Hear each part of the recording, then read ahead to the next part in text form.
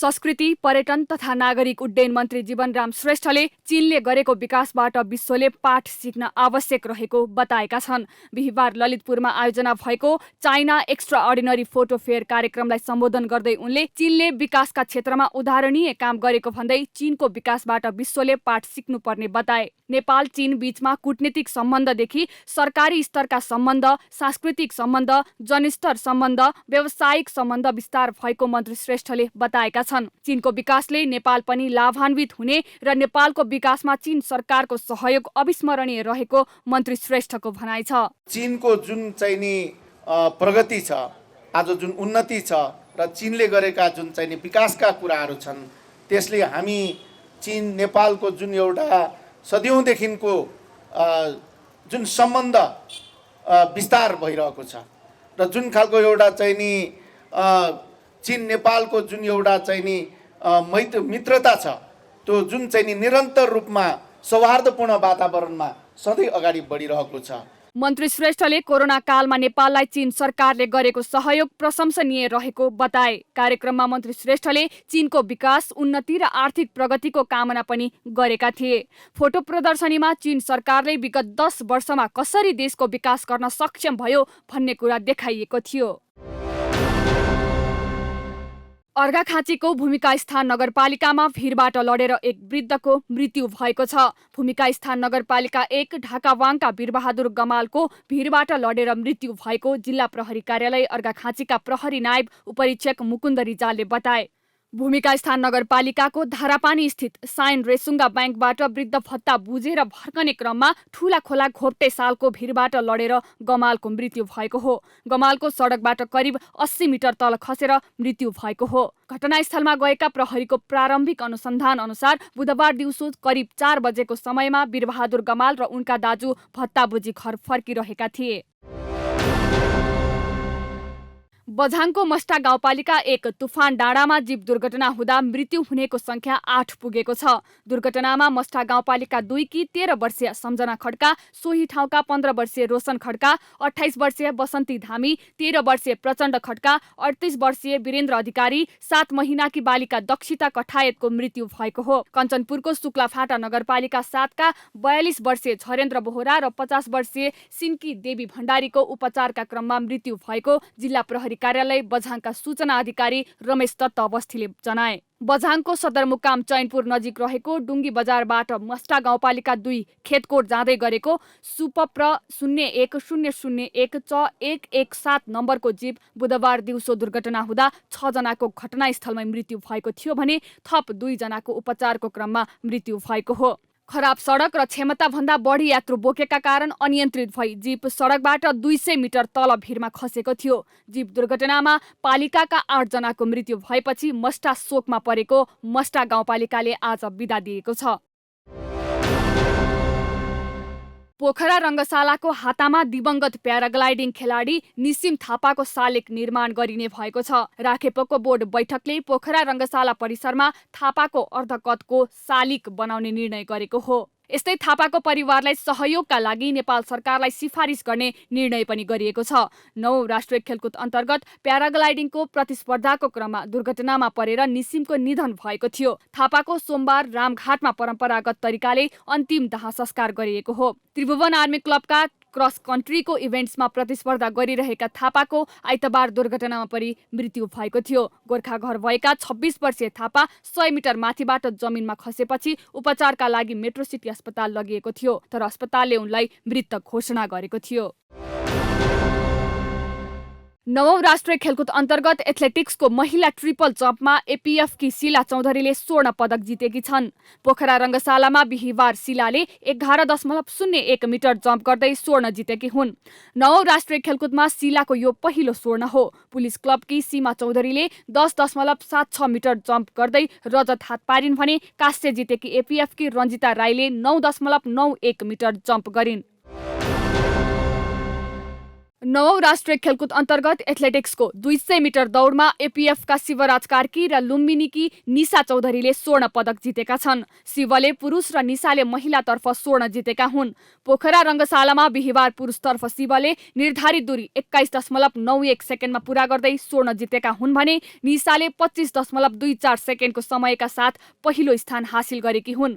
एपिएफकै आशिष चौधरीले 22.05 सेकेन्डको समय निकाल्दै रजत जिते। काँस्य जितेका आर्मीका युवराज विकले 22.50 सेकेन्डको समय निकाले। नवौं राष्ट्रिय खेलकुद अन्तर्गत एथलेटिक्सको 5000 मिटर पुरुष दौडमा एपिएफ क्लबका गोपीचन्द्र पार्कीले स्वर्ण पदक जितेका छन्। पोखरा रङ्गशालामा बिहिबार कर्णालीका दुर्गा बहादुर बुढालाई पछि पार्दै गोपीले स्वर्ण पदक जितेका हुन्। गोपीले 14 मिनेट 29.67 सेकेन्डमा दौड पूरा गरे। नवौंमा गोपीको यो पहिलो स्वर्ण पदक हो। दुर्गाले 14 मिनेट 29.93 सेकेन्डको समय निकालेका थिए। काँस्य पदक जितेका आर्मीका मुकेश पालले 14 मिनेट 36.60 सेकेन्डको समय निकाले। महिलातर्फ यस स्पर्धामा बागमती प्रदेशकी सन्तोषी श्रेष्ठले स्वर्ण पदक जितेकी थिइन्। इटा उद्योगमा कार्यरत मजदुरको हकहितका लागि एकजुट हुन तदर्थ समिति गठन गर्दै चितवनको सौराहामा जारी इटा उद्योग कामदार समिति राष्ट्रिय सम्मेलन सकिएको छ। असोज 29 देखि सौराहामा जारी सम्मेलनले कपिलवस्तुका पवन कुमार मिश्रको अध्यक्षतामा 15 सदस्यीय तदर्थ समिति गठन गरेको छ। समितिको उपाध्यक्षमा नवलपुरका काशीराम काफले, सचिवमा कपिलवस्तुका मनोज चौधरी, कोषाध्यक्षमा धादिङकी वना श्रेष्ठलाई निर्विरोध चयन गरिएको छ। ग्लोबल फेयरनेस इनिसिएटिभ काठमाडौँले देशभरका 40 इटा उद्योगमा सञ्चालन गरेको बेटर ब्रिक नेपाल परियोजना अन्तर्गतका कामदारहरू सौराहामा भेला भएर राष्ट्रिय सञ्जाल गठन गरेका हुन्। इटा उद्योगको व्यवस्थापन र ज्यालादारीमा काम गर्ने श्रमिकहरू सञ्जालमा सहभागी भएका जिएफआईका कार्यक्रम अधिकृत सुदीप सेढाईले जानकारी दिए। सञ्जालले श्रमिकको हकहित तथा सुविधाको व्यवस्थापन गर्ने, कार्यविधि र विधान निर्माण गर्ने कामहरू गर्ने बताइएको छ। निर्वाचन आयोगका सचिव गोकर्णमणि दुवाडीले मङ्सिर 4 मा हुने प्रतिनिधि सभा तथा प्रदेश सभा सदस्य निर्वाचनमा देशभरबाट 1,79,88,570 मतदाता सहभागी हुने बताएका छन्। राष्ट्रिय समाचार समितिसँगको सहकार्यमा चितवनको भरतपुरमा आयोगले आयोजना गरेको मिडिया अभिमुखीकरण कार्यक्रममा सचिव दुवाडीले देशभरका 10,892 मतदान स्थलका 22,227 मतदान केन्द्र मार्फत मतदान हुने बताए। निर्वाचन आयोग अन्तर्गत करिब 700 कर्मचारी मात्रै कार्यरत रहेको भन्दै सचिव दुवाडीले निर्वाचन सम्पन्न गराउनका लागि सरकारी कर्मचारी तथा शिक्षकहरू परिचालन गरिने बताए। मिडिया अभिमुखीकरण कार्यक्रममा चितवनका मुख्य निर्वाचन अधिकृत रितेन्द्र थापाले निर्वाचनमा केही जटिलता भए पनि समाधानका लागि सबैसँग सहकार्य गरेर अघि बढ्ने बताए। निर्वाचनको समयमा सूचना सङ्कलनमा पत्रकारहरूलाई समस्या पर्न नदिने गरी काम गर्ने थापाले बताए। नेकपा माओवादी केन्द्रका वरिष्ठ उपाध्यक्ष नारायण काजी श्रेष्ठले अध्यक्ष पुष्पकमल दाहाललाई गोर्खा 2 बाट नेपालको इतिहासमा नै बढी मतान्तरले विजयी गराउने बताएका छन्।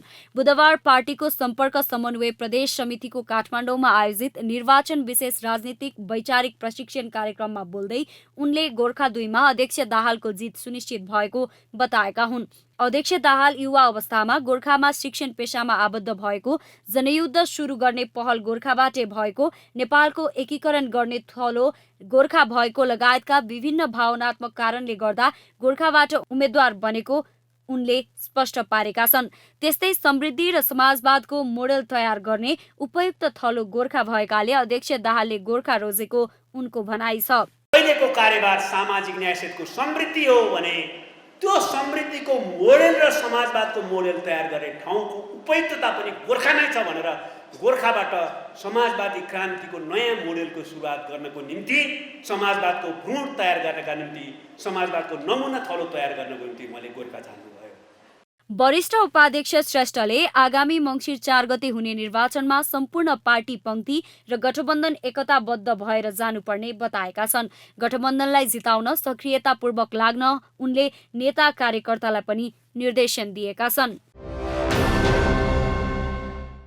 आदिवासी जनजाति आयोगले आदिवासी जनजातिको अधिकार र दिगो विकास कार्ययोजना 2079 तत्काल स्वीकृत गरी कार्यान्वयन गर्न सरकारलाई सिफारिस गरेको छ। आयोगले बुधबार ललितपुरमा पत्रकार सम्मेलन मार्फत आर्थिक वर्ष 2078-79 को वार्षिक प्रतिवेदन सार्वजनिक गर्दै सो जानकारी गराएको हो। त्यसैगरी आदिवासी जनजातिको सरोकार रहने नीति तर्जुमा गर्दा आदिवासी जनजाति आयोगको संलग्नता अनिवार्य गराउन पनि सरकारलाई भनिएको आयोगका अध्यक्ष रामबहादुर थापा मगरले बताएका छन्। प्रतिवेदनमा एकै व्यक्तिले पटक पटक आरक्षणको सुविधा पाउने व्यवस्थाको अन्त्य गर्न पनि सरकारलाई आग्रह गरिएको छ। एउटै व्यक्तिले आरक्षणको सुविधा पटक पटक पाउने अवस्था अन्त्य हुने गरी नीतिगत व्यवस्था गर्न सरकारलाई सिफारिस गरिएको अध्यक्ष थापा मगरले बताएका छन्। सामाजिक तथा आर्थिक रूपमा पछाडि परेका समुदायको समानुपातिक समावेशी प्रतिनिधित्व सुनिश्चित हुने गरी समावेश गर्ने एवं आरक्षण सम्बन्धी वर्तमान नीतिको पूर्णबल हुनुपर्ने, एकै व्यक्तिले पटक पटक आरक्षणको सुविधा उपभोग गर्ने अवस्थाको अन्त्य गरी एक पटक तथा महिलाले जन्म र विवाह दुवै आधारमा दोहोरो सुविधा पाउने अवस्थाको अन्त्य गर्ने। आयोगले आफ्नो वार्षिक प्रतिवेदनमा आदिवासी जनजाति समुदायको भाषा, संस्कृति, वेशभूषा, प्रथा, परम्परा, पेशा झल्कने खालका श्रव्य दृश्य सामग्री तयार गरिएको नेपाल सरकार, प्रदेश सरकार तथा स्थानीय तहबाट विगत 5 वर्षमा सञ्चालित आदिवासी जनजाति सम्बद्ध कार्यक्रमहरूको पनि अध्ययन तथा विश्लेषण गरिएको जनाएको छ। पहिरोका कारण 2 सातादेखि अवरुद्ध जाजरकोट डोल्पा सडक खण्ड अझै सञ्चालनमा आएको छैन। पहिरो हटाउने काम पूरा नहुँदा डोल्पा जाने यात्रु र पर्यटक समस्यामा परेका छन्। विभिन्न ठाउँमा खसेको ठूलो पहिरो पन्छाउन सडक सब डिभिजन कार्यालय चौरजहारीले काम समेत नथाल्दा यात्रु जोखिमपूर्ण यात्रा गर्न बाध्य छन्। घुम्नको लागि आएको हो, बाटोमा समस्या चाहिँ पहिरो सहिरो गएर अब मान्छेहरूलाई हिँड्न सहज भएन। त्यो बाटो साटो अब सफा गर्नुपर्ने हो। अब अहिले नबनाएको बाटो चाहिँ चुनाव आउँदाखेरि त बाटो नबनेको बाटो चाहिँ अब अरूचोटि बन्ला भन्ने त कल्पना नगरे नि हुन्छ। सडक अवरुद्ध भएपछि मोटरसाइकलमा डोल्पा घुम्न आउने दर्जनौं स्वदेशी तथा विदेशी पर्यटकहरू बीच बाटोमै थुनिएका छन्। कतिपय पर्यटक खर्च सकिएर आफूले ल्याएका मोटरसाइकल लगायतका सरसामान बेचेर खर्च टार्न बाध्य छन् भने कतिपयले मान्छे लगाएर मोटरसाइकल लैजान थालेका छन्। सडक अवरुद्ध भएसँगै डोल्पामा मालवाहक गाडीहरू आउन छाडेका छन्। दैनिक उपभोग्य सामानको मूल्य समेत महँगिन थालेको छ। निर्माण सामग्री नआउँदा विकासका काम समेत प्रभावित भएको छ।